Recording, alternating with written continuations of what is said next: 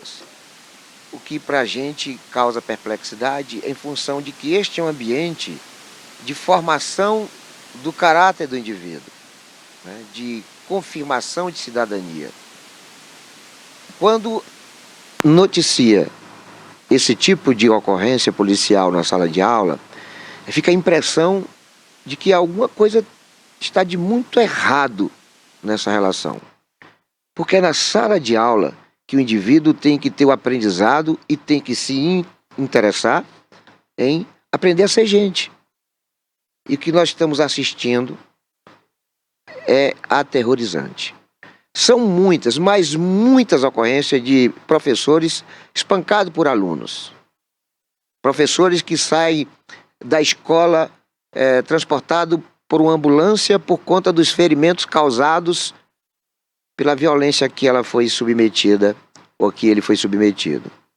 Professores, inclusive, ameaçados de morte, professores que deixam de lecionar por conta de não suportar mais a forma ameaçadora com que é tratada não somente pelos alunos, mas em regiões dominadas pelas facções criminosas, os próprios bandidos estabelecem regras e muitas delas são inaceitáveis pela categoria do professorado.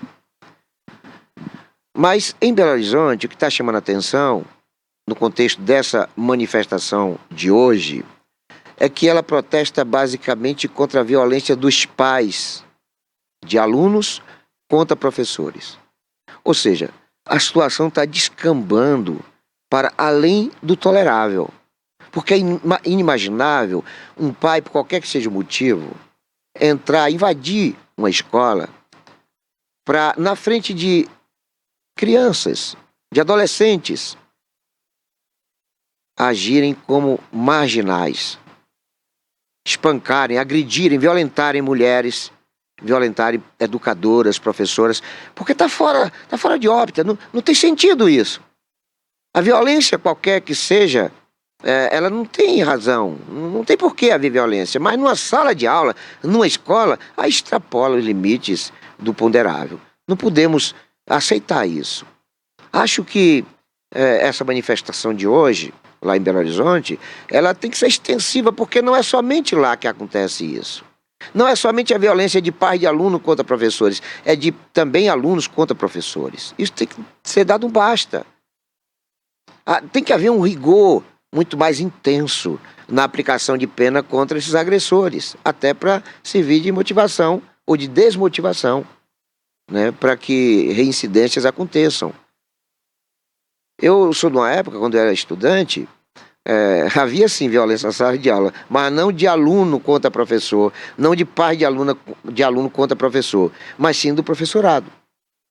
É claro que talvez tenha sido até exceção, mas era uma metodologia aplicada em quase todas as escolas. Aqui em Itabuna, por exemplo, quem não se lembra do rigor com que o saudoso professor Chalub tratava seus alunos. A professora Celeste foi diretora do Lúcio Oliveira, eu era aluno do Lúcio Oliveira, e uma certa feita eu cometera um deslize, eu brincando no recreio, eu me pendurei numa árvore lá que tinha no meio do pátio lá da escola, eu brincando, pulei, pendurei o galho caiu, quebrou o galho da árvore, e aí eu fui penalizado com espancamento, né? A professora batia de régua, fazia a gente ficar de quatro e com a régua batia no nosso bumbum.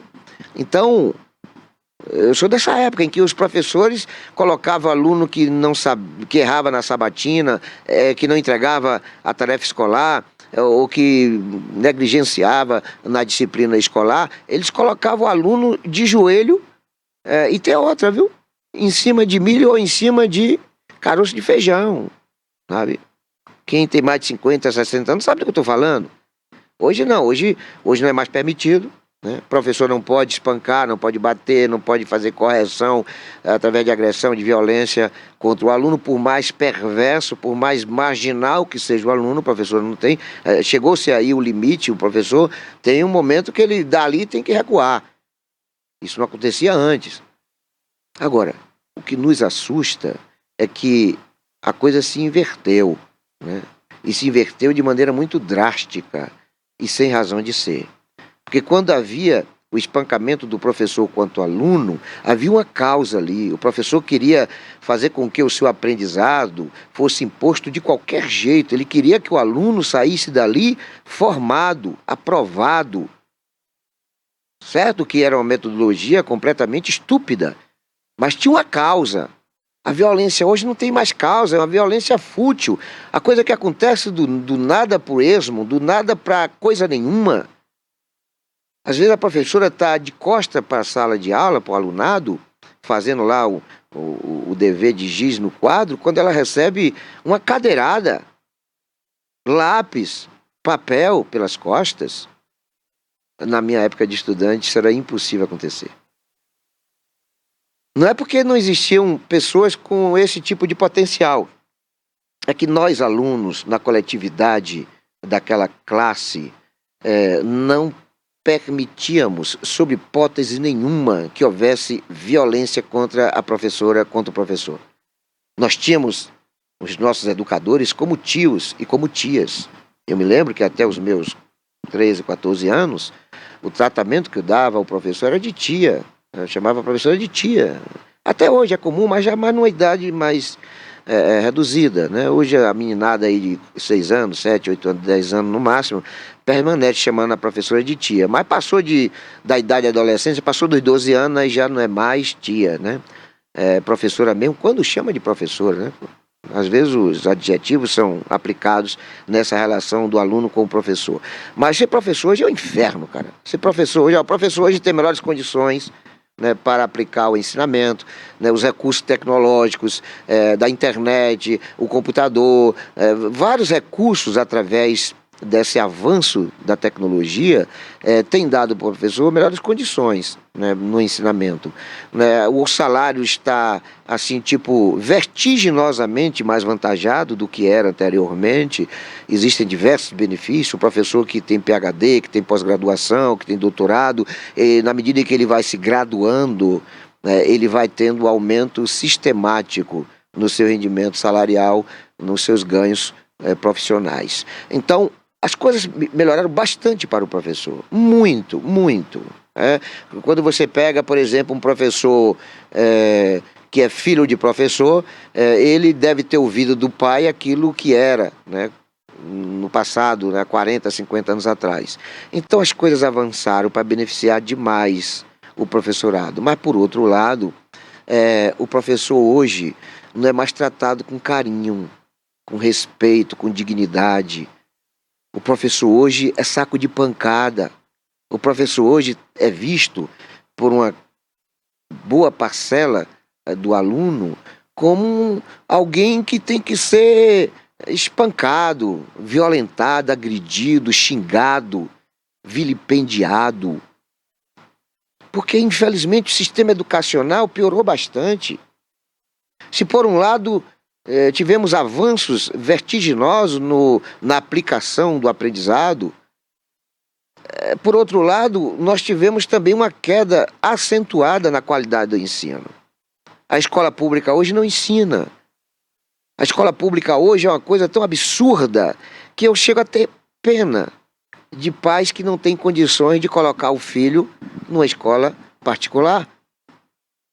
Eu já até falei anteriormente aqui de que se houvesse uma situação hipotética de um casal se separando e os filhos gêmeos irem para caminhos distintos, ou seja, um de 14 anos vai morar com a mãe e o outro de 14 anos vai morar com o pai.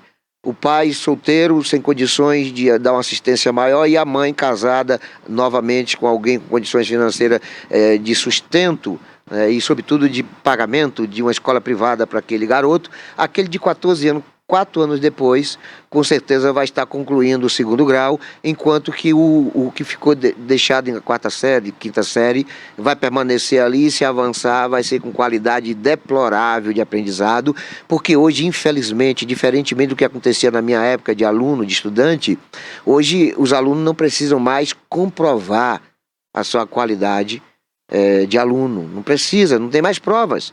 Hoje basta que ele frequente 80% das salas das aulas, sabe? Que ele automaticamente é aprovado. Às vezes, o aluno vai para a sala de aula, não vai para estudar, vai para atrapalhar outros que estão querendo estudar, vão praticar violência, mas é computado no seu currículo escolar que ele frequentou aquela escola, aquela sala de aula, no percentual de 80%, e automaticamente ele vai passar sem ter tido nenhum aprendizado, porque ele não quis. Ele foi para a sala de aula por causa da merenda escolar, ele foi para a sala de aula para namorar, e ele foi para a sala de aula para bagunçar. Não aprendeu. E ainda impediu que os seus colegas, desejosos do aprendizado, também não o fizessem, porque ele estava ali simplesmente para infernizar, para atazanar a sala de aula e até para agredir os professores.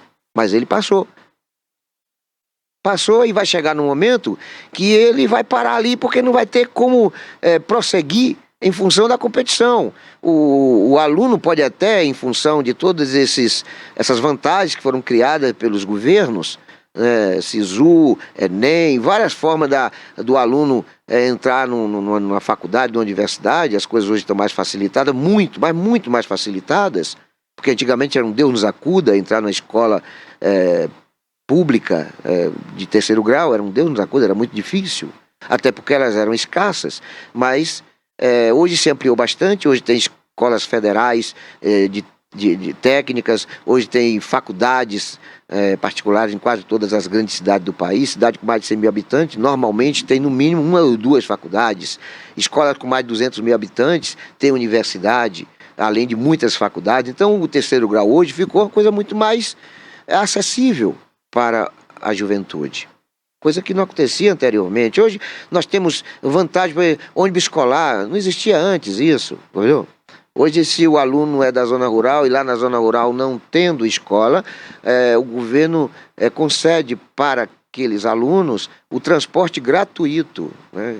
Quem anda pela rodovia vê sempre transitando aqueles ônibus amarelos, que são os ônibus da zona rural, levando o aluno para a escola na zona urbana. Não havia isso antes. Isso não existia antes, entendeu? Não existia merenda escolar. Eu me lembro que meus pais sempre tiveram dificuldade. Meu pai era comerciário, minha mãe era do lar, minha mãe era manicure, pedicure, para ajudar nos gastos domésticos, mas a gente sempre teve limitação, sempre teve dificuldades. Eram ao todo 6 irmãos, e a gente às vezes contava com a ajuda das tias, de outros familiares, para poder levar a merenda. E o que era a merenda? Era uma banda de pão com manteiga e uma banana, e aquele suco de água, suco de pó, né, misturado na água, enfim. Era uma coisa muito, muito, sabe, tipo assim, e às vezes não tinha. E às vezes tinha dia que a gente não tinha merenda escolar. Hoje tem. E tem merenda escolar boa. Eu tive agora recentemente numa escola, inclusive escola rural, no Ponto do Maneca, em Eunápolis, e eu fiquei sinceramente maravilhado com a merenda escolar. Que maravilha, peixe bom, sabe? Uma merenda escolar que era mais do que um almoço de bons restaurantes. Oh, meu Deus, como seria maravilhoso na minha época de estudante. Não tinha isso, era tudo muito difícil, né? Houve uma época que havia um impedimento de nós entrarmos na sala de aula, porque a gente não tinha farda. E a gente não tinha farda porque os pais não tinham condições, né? Era uma calça azul e uma camisa branca, e tinha que ter o escudo, né? O escudo do colégio, e a gente comprava só escudo, porque a gente ou ganhava as roupas ou comprava uma roupa mais baratinha, né? Comprava no camelô, comprava nas feiras, entende? Porque a farda era cara. Meus pais não tinham condições de dar as fardas para mim e para meus irmãos. A gente tinha que inventar as coisas, e a coisa era mais artesanal. E aí, às vezes um irmão estudava pela tarde, outro pela manhã, e eu no mesmo colégio, e eu já vestia a camisa do meu irmão, que estudava pela manhã, eu estudava à tarde e vice-versa, em anos subsequentes. Então a gente estava sempre inventando formas de não faltar à sala de aula, né? E nós tínhamos assim o dever de aprender, nós tínhamos a obrigação de aprender.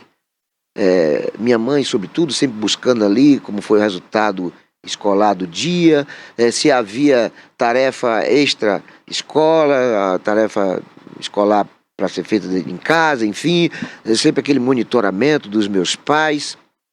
Meus pais sempre buscando se informar sobre como estava o nosso comportamento na sala de aula, e a gente, quando negligenciava, era condicionado a levar os pais no dia seguinte. Eu vou dar aqui um exemplo. No dia que eu tive esse probleminha lá no Colégio Lúcio Oliveira, eu, além de ter apanhado da professora Celeste, ainda fui condicionado a voltar no dia seguinte com o meu pai, coisa que acabou acontecendo. Hoje não.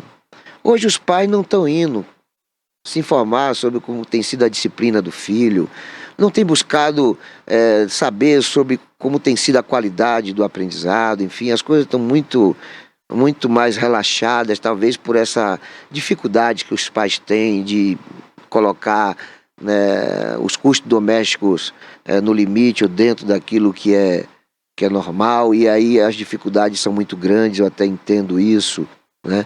Mas, por outro lado, as políticas públicas são degenerativas porque elas não avançam, elas não melhoram.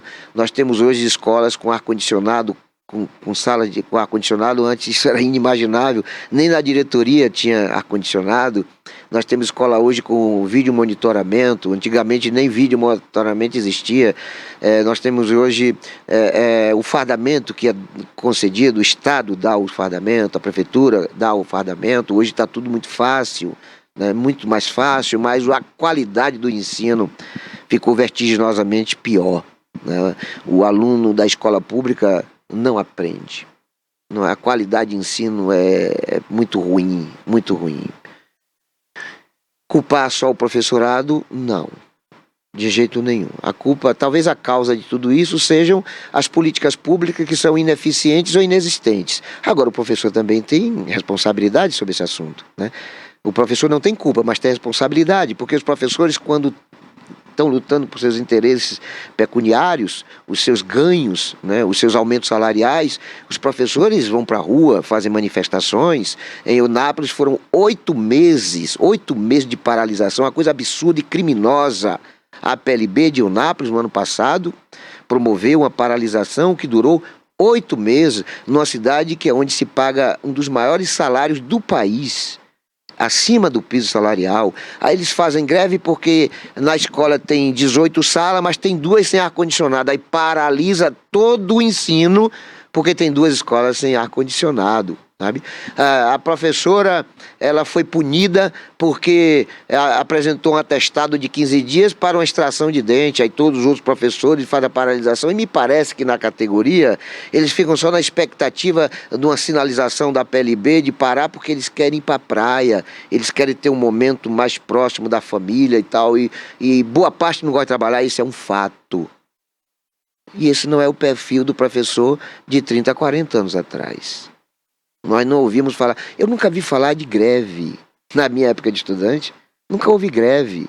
Eu venci o 2º grau sem nunca ter havido uma paralisação. Nunca. O negócio de greve, de paralisação, não estava dentro do contexto do ano letivo. Você começava o ano sabendo que seriam ali no mínimo 200 aulas, e que no final do ano, em dezembro, você tinha que romper o ano passado ou reprovado. Hoje não. Hoje o ano começa em fevereiro e às vezes no início de março e termina no mês de abril do ano subsequente.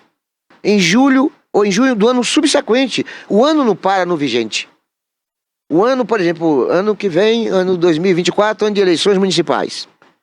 A grande maioria das cidades cujos prefeitos são de oposição ao PT e PCdoB terão dificuldade de vencer o ano letivo em 2024. Ou seja, o ano letivo de 2024 vai acabar em 2025, às vezes até no 2º semestre do ano letivo de 2025. Por quê? Porque a PLB precisa fazer a greve. Porque a PLB, todas, sem exceção, tem candidato a vereador nos municípios. Todas, sem exceção, tem ligação estreita com PT e PCdoB. O interessante, no ano passado, eu estava trabalhando na Rádio Nova FM e eu fiz uma provocação. Eu falei para os dirigentes, né, da PLB, falei, olha, na Bahia são 36 cidades governadas, na verdade 33 na época, 33 cidades administradas por prefeitos do PT e 12 cidades administradas por prefeito do PCdoB. Não sei se por coincidência, mas nessas 45 cidades com ligações políticas, ideológicas e partidárias com o sistema vigente de governo estadual, ali não estava acontecendo nenhuma paralisação, né? As coisas estavam acontecendo normalmente, sem nenhuma dificuldade no aprendizado e no ritmo acelerado que estava havendo, né, do alunado estar na sala de aula. Mas, infelizmente, nas cidades cujos prefeitos eram de oposição ao sistema governamental estadual, as paralisações eram sistemáticas. E aí não tem ensino que avance, né? É impossível, né? É impossível. Então você ter uma paralisação de 8 meses de escolas públicas, isso é de um prejuízo que não se restringe somente ao alunado em si, né? Prejudica a sociedade, porque quando o ensino é prejudicado em um ano, quando o ano letivo ele é inexistente, se não se perde somente um ano no aprendizado, não se perde só o alunado, toda a sociedade perde. Porque, por exemplo, o adolescente, o jovem que está saindo da 4ª série para a 5ª série, ou da 8ª série já para entrar na faculdade ou na universidade, ele vai perder um ano. Ou seja, a sociedade vai regredir. O alunado vai se sentir desestimulado, porque ele vem num ritmo de aprendizado, de coleguismo ali, que requer prosseguimento. Isso não acontece, infelizmente. Então, o problema da política apequenada, da política maquiavélica, sórdida, é que não mede as consequências de suas ações, né? Nós não somos contra das reivindicações, né? Eu acho que toda classe trabalhadora tem sim direito de reivindicar aquilo que lhe pertence, aquilo que ela crê que seja direito em si. Mas um direito não pode subjugar direito de terceiros. O professor, com todo o direito que ele tem, ele não pode prejudicar o aluno. O aluno não pode ser desestimulado. O ensino não pode ser prejudicado. A educação não, porque a educação é base. Ninguém neste país vai ser telejornalista, vai ser radialista, vai ser médico, advogado, engenheiro, sem primeiro passar por uma sala de aula. Então a sala de aula é um ambiente sagrado. Sala de aula não é para menino ir para lá brincar, ir com o celular, jogar papel na professora, fazer papel de palhaço, de palerma na sala de aula, até porque o aluno que vai brincar na sala de aula é aluno que nunca vai ser advogado, e se um dia for advogado, se um dia passar no direito, vai ser um péssimo advogado. O aluno que vai para a sala de aula, se um dia por alguma razão, nesse pedulicário criado pelo sistema de cotas e sobretudo de presencial de 80%, esse aluno vai chegar numa faculdade, numa universidade para ser o médico, mas quando ele chegar na prática para ser médico, vai ser uma aberração. Eu, sinceramente, nunca vou querer ser paciente desse médico.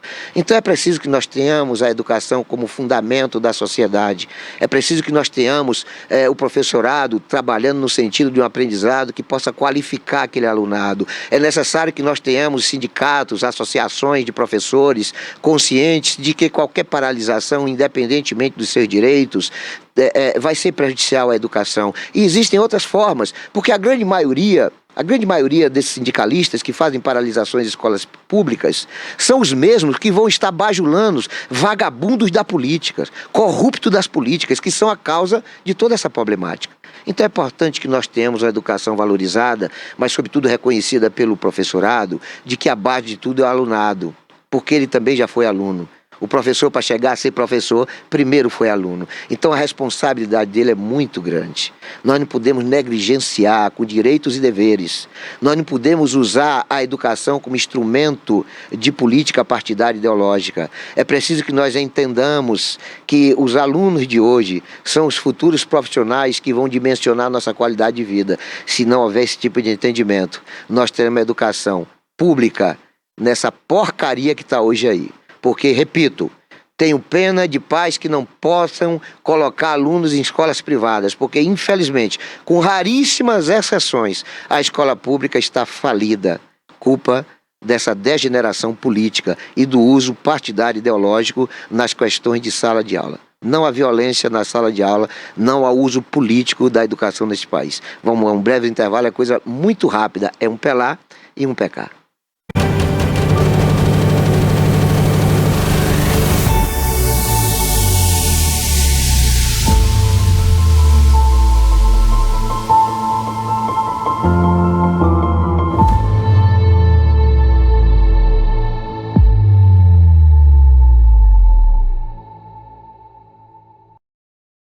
Criada em 2005, a TVI se tornou a primeira emissora de TV por assinatura fora do eixo Rio-São Paulo, transmitida pela operadora TV Cabo para mais de 40 mil espectadores em Itabuna e Ilhéus. Com uma programação 24 horas no ar, a TVI chegou a fazer 6 horas de programação local diária ao vivo, revelando talentos para a televisão baiana.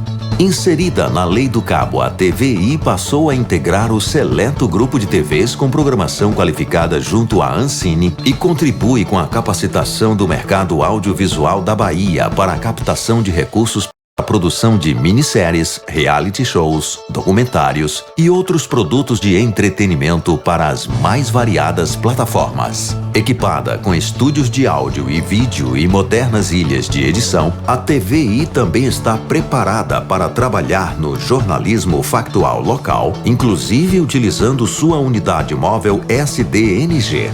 Passando agora por uma reestruturação, a ação programadora detentora do canal TVI se prepara para transformar o sul da Bahia em um polo de teledramaturgia, movimentando o mercado do audiovisual da Bahia. TVI é da Bahia, é da gente.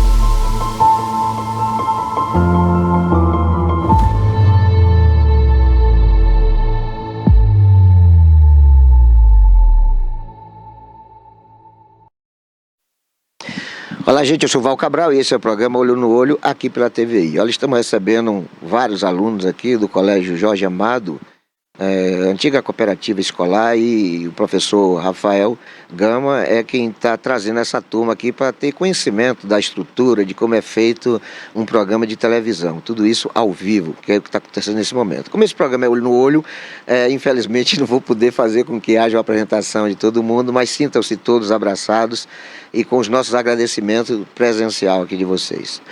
Mas eu quero aproveitar essa meninada, e aqui eu estou diante de alguns meninos, talvez 16, 17 anos, mas não creio que tenha ninguém maior de idade, mas eu quero falar sobre gravidez precoce e indesejada.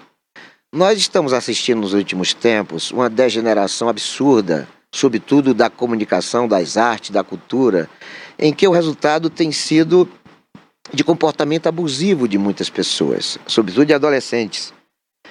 Eu tive domingo retrasado na parada gay de Salvador e eu fiquei sinceramente preocupado, porque eu vi crianças e eu vi muitos adolescentes, meninos de 12, 13 anos, num comportamento que eu achei inadequado, sinceramente, com todo o meu conceito liberalista, né, com todo esse meu histórico, né, fui eu que trouxe a parada gay para Itabuna, fui eu que levei a parada gay para Ilhéus. Então eu sou uma pessoa extremamente aberta, né? Eu sou liberal ao extremo, né? Agora, venhamos e convenhamos, né? As coisas têm que ter limites, né? Eu, sinceramente, eu não acho que a indução de um menor para a sua opção sexual sem a sua idade pertinente, né? Sem sequer entrar no período da puberdade, é uma coisa de uma obscenidade, de um crime absurdo.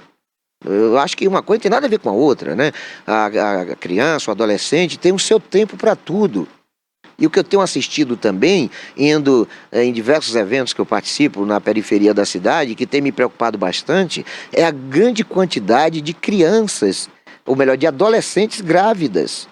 Meninas de 12, 13, 14 anos grávidas, quer dizer, um absurdo, uma coisa inimaginável. Porque ali se tem um retrato fidedigno da bagunça a que estamos submetidos na questão da criação, né? Da experiência existencial do nosso público de adolescentes. Porque nós não podemos aceitar uma garota de 13, 14, 15 anos grávida, porque não é esse o tempo. Para tudo tem que ter tempo, né? E a gravidez precoce é uma realidade que a gente percebe de maneira muito consistente, muito contumaz, quando a gente visita, sobretudo, a periferia, e esses eventos que acontecem, festivo de paredões, cara, é uma esculhambação. É uma coisa que a gente não pode conceber como lógica. É uma coisa que nos preocupa, porque a gravidez indesejada e a gravidez precoce tem como resultado situações que vão descambar para questões que são policiais, de desemprego, degeneração social, desagregação familiar. É isso que resulta da gravidez, além das questões das infecções sexualmente transmissíveis, né, do abuso sexual, né, toda uma questão envolvendo esse comportamento irresponsável de muitos adolescentes. E muito adolescente. Menino de 13, de 14, de 15 anos é para estar na sala de aula. Não é para estar nos matagais, nos lixões, não é para estar em ambientes inóspitos, que na verdade são inadequados por si só, mas a idade da pessoa está completamente desassociada de qualquer aceitação normal para essa condição de gravidez, né? A gravidez precoce muitas vezes decorre de problemas que emergem do lar, né? São pais que, ou por não terem condições de fazerem uma fiscalização maior, estarem monitorando seus filhos, sobretudo suas filhas, né?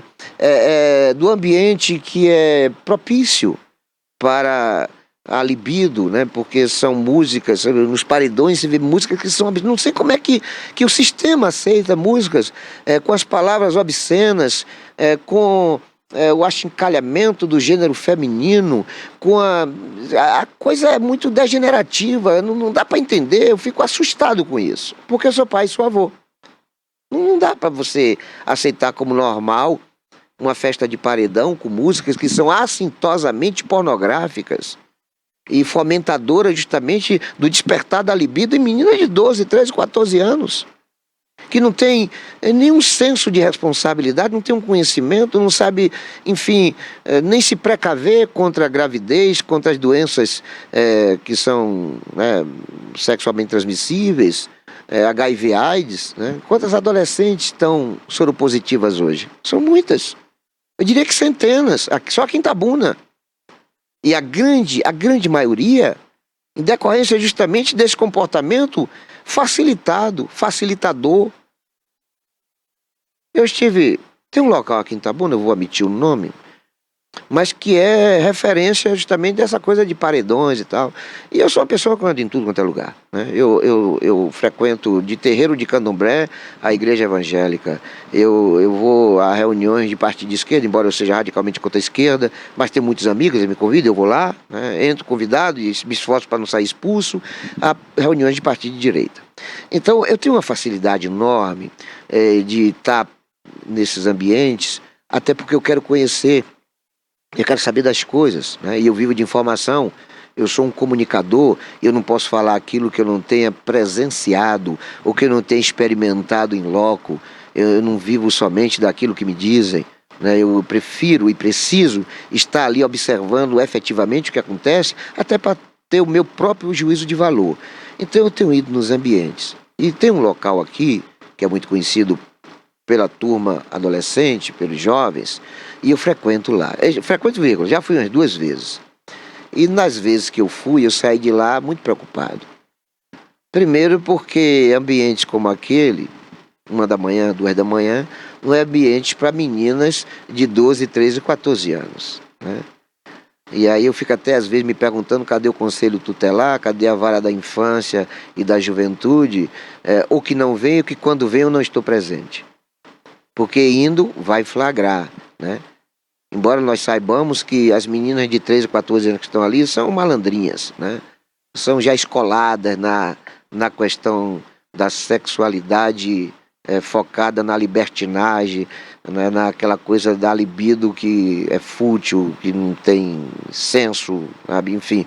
Mas o fato é que eu saí de lá preocupado com tantas meninas, né, nessa idade, sabe? De iniciação da puberdade, participando de um evento ou de eventos que são impraticáveis para meninas de família, sabe? E o que é menina de família? Menina de família é menina que 1 da manhã está em casa dormindo e não em boate, sabe? tá com os pais e não com a vagabundagem. Porque a menina que fica, menina de 13, 14 anos que tá numa boate, né, é rampeira, é quenga. Não é de família, é quenga. E o que é que vem dali? Vem coisas ruins. E tem outra maioria fumando. Não sei que tipo de cigarro, também não tive atenção para essa condição, mas com certeza ali também deve rolar, além da orgia sexual, a orgia com o uso e o consumo de drogas, né? E dali não vem coisa boa. Por quê? Aquelas meninas que são de família, que tem 13 ou 14 anos, né, vão chegar a 22, 25 para se casar e vão formar família e vão engravidar, né? As meninas de 13 anos vão chegar a 15 anos sem gravidez. Algumas aos 15 anos já abortaram 4, 5 vezes, né? Outras já pariram, né? E já deixa o filho com a avó e vai para a festa para engravidar novamente, sem saber quem é o pai. Uma certa feita, eu tive noticiamento de um fato de uma menina de 16 anos que ficou grávida sem saber quem era o pai por conta da promiscuidade a que ela era submetida. E foi um Deus nos acuda. Foi uma coisa de até tentativa de suicídio, foi horrível a ocorrência. E sempre é assim. Porque as coisas, quando não são lógicas, quando não são programadas, ela tem um desfecho, quando não de tragédia, de problemas enormes para as famílias. Aí não dá para você entender nunca que adolescentes não estejam ali sob os cuidados dos seus responsáveis, dos seus pais. É quando você vê aquela turma de 4, 5 meninas de 13, 14, 15 anos, não sai coisa boa ali. Não vai sair um bom conselho, sabe? O papo é um papo prosa ruim, entendeu? Não tem nada de objetivo, nada de proativo, nada de perspectiva de futuro promissor, porque o papo normalmente ele é de drogas, é de promiscuidade sexual, é de futebol, é de Big Brother, é de novela, coisas fúteis, coisas que não edificam, não prosperam, coisas que não fazem com que as pessoas se elevam e tenham até autoestima, porque aquela coisa passageira, aquilo ali é um prazer que logo logo pode se transformar em dor, em sofrimento para a pessoa, a adolescente, mas sobretudo para a família. E quando a gravidez, aí, meu amigo, a situação é extensiva a uma coisa muito mais grave, porque a gente que tem condição, que trabalha, às vezes não pode sustentar um filho, né? A gente tem limitações. Quantos pais estão mandando seus filhos para a escola pública porque não tem condições de pagar, né, uma mensalidade de escola privada, né? Imagine para um adolescente, né, filha às vezes de uma mãe solteira, uma mãe que é arrimo de família e que ganha salário mínimo, coitada, né, se esborrachando de manhã bem cedinho para o trabalho e voltando à noite. Talvez por isso ela não possa ter o cuidado que deve ter a criança. Às vezes ela chega morta de cansada, vai dormir, é quando essa adolescente sai escondida para as festas. Ela engravida e aí sobrou para a mãe. Aí é mais uma boca, mais uma vida, mais um ser para criar, para cuidar e para gastar, e não é pouco o gasto com bebê, não é pouco. E aí as coisas são degenerativas, as coisas são de ruim para pior. Por outro lado, você não tem não somente uma fiscalização, seja da vara de infância, seja do conselho tutelar, seja das entidades não governamentais que zelam, que cuidam dessa faixa etária, enfim, você não tem políticas públicas que vá até a periferia, porque é lá onde está o problema. O problema está na periferia em relação a essa questão da gravidez precoce. Não que no centro também não exista, sabe? Também existe, mas o grosso do problema, quando tem no centro, quem mora no centro normalmente tem uma condição melhor. Mora em apartamento, às vezes só o aluguel ou melhor, o pagamento do condomínio vale muito mais em uma semana do que se paga de mês de aluguel na periferia. Então as condições de uma família que mora no centro, elas são melhores do que da família que mora na periferia, sobretudo quando é família composta de somente uma mãe solo, não tem o pai, né, e 4, 5 filhos. Então não é uma questão de preconceito nem discriminação, é uma questão sociológica, é fato. Então a mãe, quando chega em casa cansada, às vezes, coitada, não tem mais condição nenhuma de fazer nada, né? E às vezes ela chega 8 da manhã, 8 da noite, 10 da noite, já chega direto banho e cama. Acabou a mulher ali só no dia seguinte, ela acorda 4 da manhã para fazer a comida, deixar a comida pronta para os meninos, aí sai 7h30 para retornar ao trabalho e depois retorna à noite, enfim. E essa sequência vai até o sábado e ela às vezes só tem um domingo para fazer o cuidar melhor, né, de lavar a roupa dos meninos, enfim. É um inferno, eu não tenho dúvida disso, é um problema, né?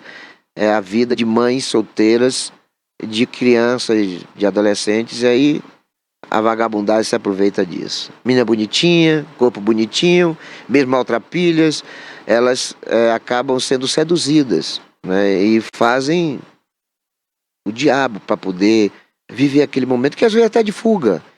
Sabe? Às vezes ela não tem nada em casa para comer, aí o vagabundo vai dar coisas boas para ela, dá presente, dá dinheiro, e ela vai se empolgando, e no final, quando ela vai querer sair desse buraco, o buraco está tão fundo que não tem como sair. E daí é dali para mais baixo ainda. Então tem que ter políticas públicas, né? Políticas públicas de dotar a periferia de creches, né? Política pública de simpósio, seminário, palestras, cursos, de eventos de conscientização, informação, formação de opinião, políticas públicas de assistencialismo para que as crianças não precisem sair dali da sua residência para pedir esmola no centro da cidade.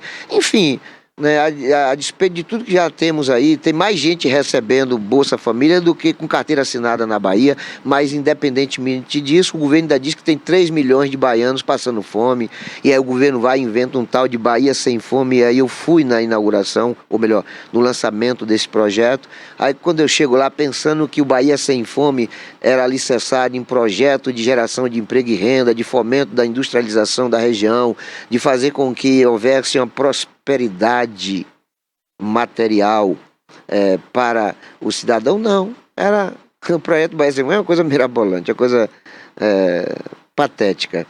Bahia Sem Fome é um projeto do governo do Estado para que os empresários, a sociedade doem para o governo do Estado cestas básicas, para que o governo do Estado retribua essas cestas básicas para pessoas que, num cadastro que eles fazem lá, precisam da cesta básica.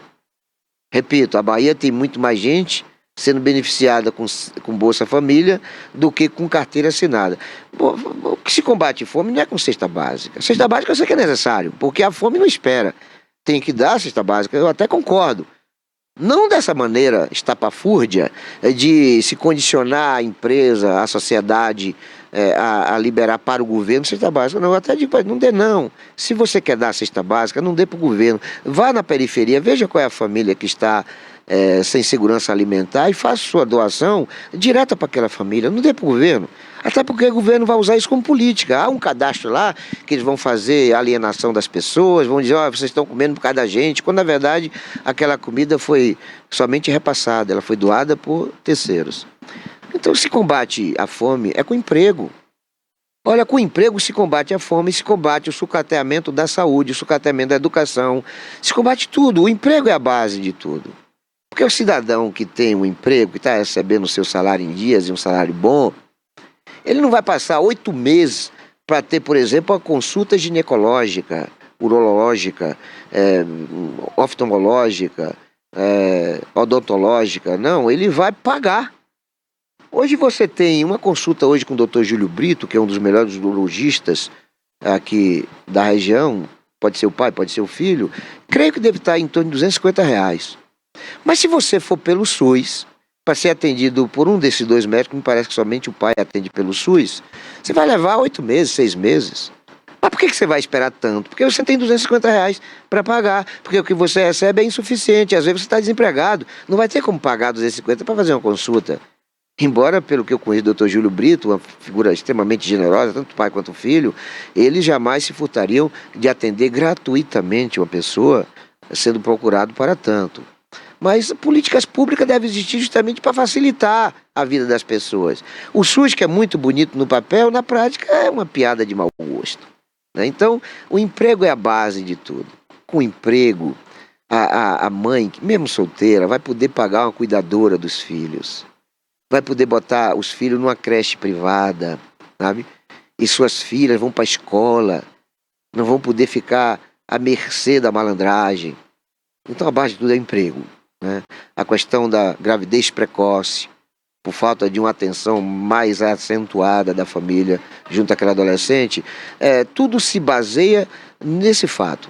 Quem tem emprego e que relativamente ganha bem, normalmente não se queixa do governo, porque não precisa do governo. O problema todo está quando a gente tem uma dependência muito acentuada de políticas públicas que normalmente não funcionam.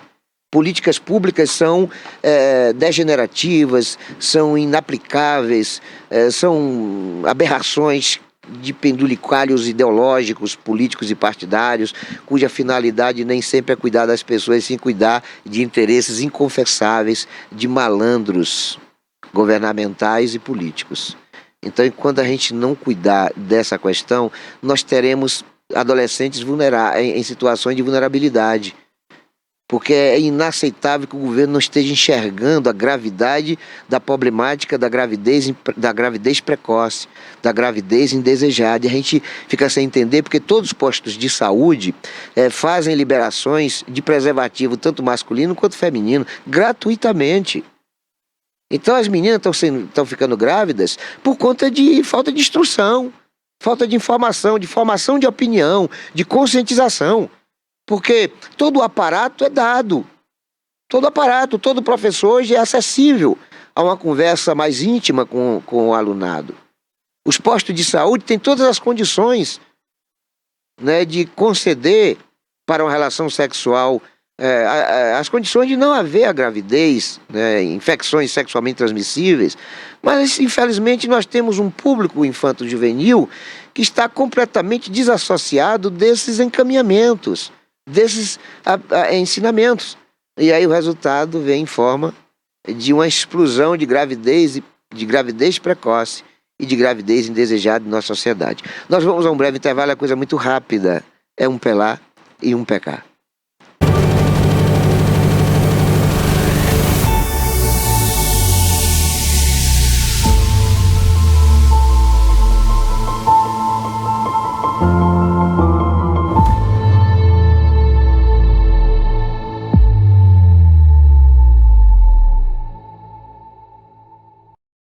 Criada em 2005, a TVI se tornou a primeira emissora de TV por assinatura fora do eixo Rio-São Paulo, transmitida pela operadora TV Cabo para mais de 40 mil espectadores em Itabuna e Ilhéus. Com uma programação 24 horas no ar, a TVI chegou a fazer 6 horas de programação local diária ao vivo, revelando talentos para a televisão baiana. Inserida na Lei do Cabo, a TVI passou a integrar o seleto grupo de TVs com programação qualificada junto à Ancine e contribui com a capacitação do mercado audiovisual da Bahia para a captação de recursos para a produção de minisséries, reality shows, documentários e outros produtos de entretenimento para as mais variadas plataformas. Equipada com estúdios de áudio e vídeo e modernas ilhas de edição, a TVI também está preparada para trabalhar no jornalismo factual local, inclusive utilizando sua unidade móvel SDNG.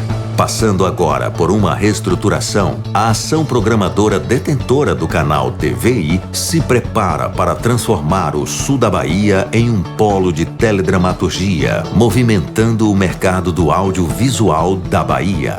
TVI é da Bahia, é da gente.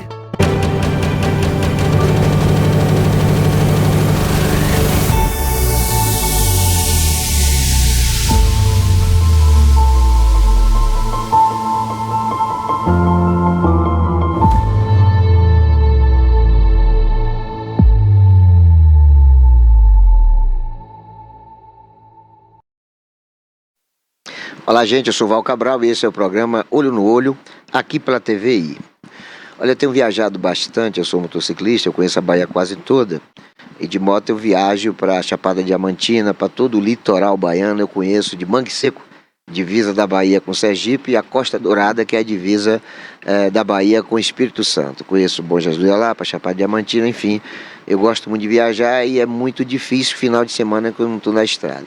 E uma das coisas que me chamam atenção, e bastante atenção, é a panorâmica dos lugares que eu visito. Você tem, por exemplo, eu percorri de Petrolina a Recife, Pernambuco, todo o estado de Pernambuco, e você vê uma vegetação que praticamente não tem verde, né? Mas aí quando você vem aqui para o sul da Bahia é o inverso, você vê muita vegetação verde. Mas quando você vai para Espírito Santo, você mal vê vegetação, né? A vegetação que existe por lá é mais de eucalipto, o que já está acontecendo muito no extremo sul da Bahia. No extremo sul da Bahia, eu diria que quase 80% do seu território ele é ocupado por árvores enormes, vastas áreas plantadas com eucalipto. E aqui na nossa micro-região do Cacau, a gente ainda convive com a Mata Atlântica. Talvez seja no sul da Bahia o espaço mais extenso de área de Mata Atlântica em todo o país. E por isso talvez aqui que nós temos um clima mais chuvoso, né? Um diferencial quando você vai, por exemplo, semiárido de Bom Jesus da Lapa. Enfim, nós temos aqui condições que são propícias para dizer que aqui é o ponto de maior referência do que seria parasitíaco na Bahia. É muito legal o sul da Bahia, mas uma das coisas que nos entristece de tudo que a gente vê, e a gente vê coisas muito desagradáveis aqui, por exemplo, Pancada Grande, Ituberá, né, a maior queda d'água, pelo menos que eu tenha conhecimento aqui na Bahia. A gente vê as grutas em Pau-Brasil, coisas que a gente só vê na Chapada Diamantina. A gente vê praias excepcionais, praias maravilhosas em quase toda a extensão do nosso litoral sul-baiano, mas a gente vê algumas coisas que são degenerativas, né? São coisas que nos preocupam, por exemplo, as habitações aos escombros, à beira da estrada. E ali há um simbolismo que vai além, muito além do que a gente está enxergando de casas caídas ou de moradias desabitadas, né? Aquilo é o retrato fidedigno da condição subhumana a que nos submeteram com o crime da vassoura de bruxa. O êxodo rural, as pessoas se deslocaram para outras cidades, para outros estados. Nos últimos 12 anos, Itabuna perdeu 12 mil habitantes, né? Boiarema tem mais de 10 mil moradores que hoje residem numa cidade chamada Brusque, Santa Catarina. Então nós tivemos perdas demográficas em quase todas as cidades do sul da Bahia. Eu diria até que 100% delas. As pessoas tiveram que sair por conta das questões sociais, do desemprego, da falta de perspectiva de empregabilidade. Então nós tivemos problemas sociais, problemas de subsistência, que acabaram condicionando as famílias a terem que sair daqui, venderem suas propriedades a preços de banana, acabarem com tudo que sonharam, com tudo que produziram, para tentar subsistência em outras cidades, em outros estados, né? E eu acho que Boiarema é simbólica nesse contexto, né? Porque considerável parcela dos seus moradores não estão somente fora de Boiarema, fora da Bahia, mas estão em um estado equidistante, mais de 1.500 quilômetros distante, deixando avós, deixando pais, às vezes até deixando filhos, esposas, né? Separando a família, porque permanecer em Boiarema significaria morrer de fome, né? Ter dificuldade de subsistência. E essas casas abandonadas simbolizam isso, o flagelo, simbolizam a pobreza, a miséria, né? E a gente está falando de uma região que correspondeu até pouco tempo atrás, eu diria que há 4 décadas passadas, nós já éramos aqui os mantenedores de todo o fisco estadual. Não se pagava a folha de pagamento dos servidores estaduais sem primeiro não receber os 10% do fisco da exportação e produção do cacau.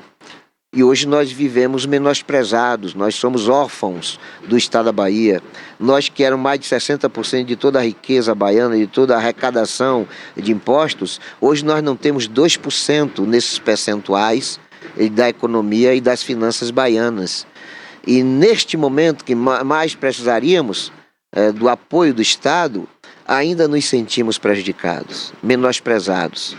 Porque só Itabuna corresponde a mais de 12 milhões de reais por mês, apenas com 2 impostos. ICMS, onde aqui fica somente 25%, e o IPVA, que fica em Itabuna 50%. Somente nesses 2 impostos, são mais de 12 milhões de reais mensais para o fisco estadual. E aí quando o Estado faz uma obra aqui de 12 milhões, é de 10 em 10 anos. E faz gastando mais de 1 milhão de festas e de propaganda, como se estivesse fazendo um favor. Então o grande problema nosso é de liderança política. Nós não temos, né? São sanguessugas, são pessoas preocupadas somente com seus próprios interesses e o resto que se dane. Os nossos governantes locais talvez seja o que há de pior na política regional, mas o fato é que nós estamos realmente no mato sem cachorro. E essa situação de casas abandonadas e aos escombros simboliza esse flagelo, esse problema social a que estamos submetidos e que necessita urgentemente de políticas públicas de fomento, né, de crescimento da economia, porque é através daí que a gente vai ter prosperidade, empregabilidade para uma gente que está saindo porque não tem alternativas de permanecer. Precisamos que o Estado da Bahia veja o sul da Bahia como parte pertencente ao mapa baiano. Isto nunca aconteceu. Nós sempre fomos menosprezados pelo poder central da Bahia. Os nossos governantes, não somente o atual, mas todos que o antecederam, sempre nos trataram como o patinho feio do Estado, mesmo naquela época que éramos nós que financiávamos a prosperidade estadual. Porque a Chapada Diamantina só foi descoberta, tanto quanto a Zona do Sisal, em função dos investimentos patrocinados pelo Fisco do Cacau. Camaçari, ela prosperou através do polo petroquímico, e Salvador teve mais recursos em função do Centro Industrial de Aratu, com recursos oriundos do Fisco do Cacau. E aí, quando a gente mais precisa do Estado, como forma de retribuição e recuperação do tempo perdido, de tudo que nós perdemos, aí a gente se vê jogado às traças, menosprezado, esquecidos, por quem tem responsabilidade e dever de cuidar da gente. É preciso que nós compreendamos de que essa situação pode ser resolvida na medida que a gente tem responsabilidade na hora de escolha dos nossos governantes. Se nós permanecermos elegendo todos esses que estão aí, sabe, a gente vai correr o risco de também continuarmos reclamando da situação difícil a que estamos submetidos. Nós queremos agradecer a todos que têm sempre nos prestigiado, queremos agradecer e queremos que vocês permaneçam na audiência da TVI.